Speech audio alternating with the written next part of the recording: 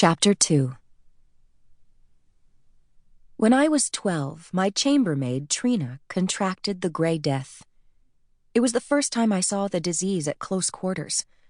A few people in the castle died of it every year, but I'd never known any of them well.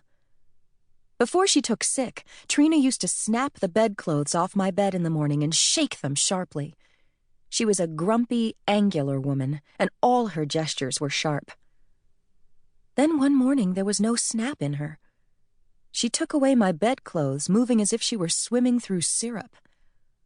Later that day, our governess, Bella, who heard all the castle gossip, told Meryl and me that the elf nurses were tending Trina.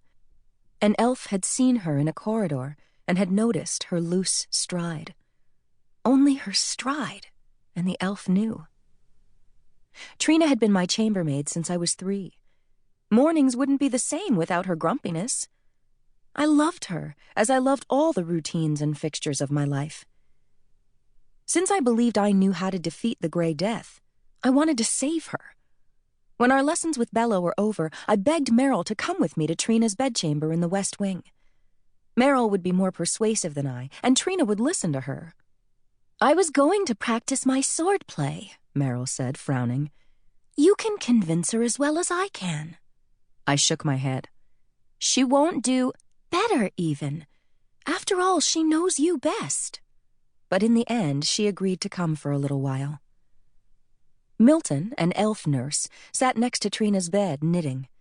When we came in, he slid off his chair and bowed and smiled at us. Then he sat down again, standing on tiptoe to place himself in the seat.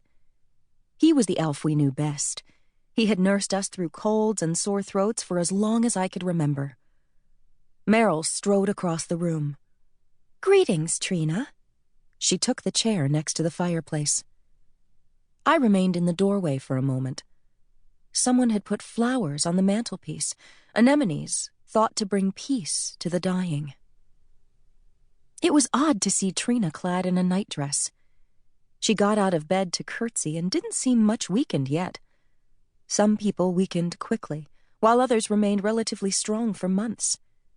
I hoped for Trina to have months to fight the disease. The second stage, the slumber, always lasted 9 days, and the fever always lasted 3 days, and ended in death. If Trina was to have time, it would be in this first stage, the weakness.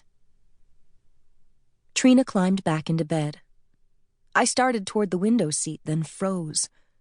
A spider was crawling up one of the legs of Trina's bed.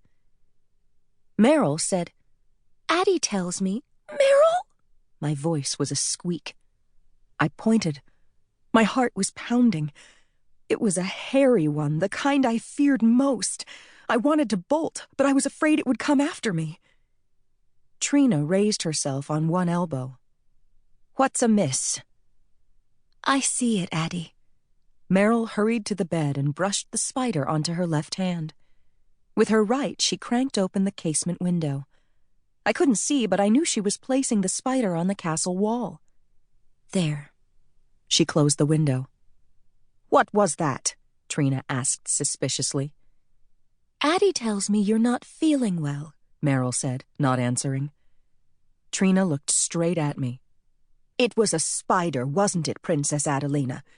Begging your pardon, but everyone knows you fear them." My face heated up as I crossed the room and sat in the window seat. The whole castle probably thought me a worse coward than father. I glanced over at Milton, but he was knitting placidly and didn't look up. "No spider," Meryl said. "It's just a game Princess Addie and I play sometimes." Trina let her head fall back on the pillow. "It was a spider." "What is your illness, Trina?" Meryl asked. "Has Milton mentioned its name?" That was clever. I would never have gotten to the subject so quickly, and it was tactful of her to ask Trina rather than Milton. "He says I have the Grey Death, Your Highness, but he's wrong. I would feel worse if I had it, wouldn't I?" "I suppose. Then you don't need to know what Princess Addie and I came here to tell you." "Tell me what?" Trina said. "Begging your pardon." "That Princess Addie knows how to defeat the Grey Death."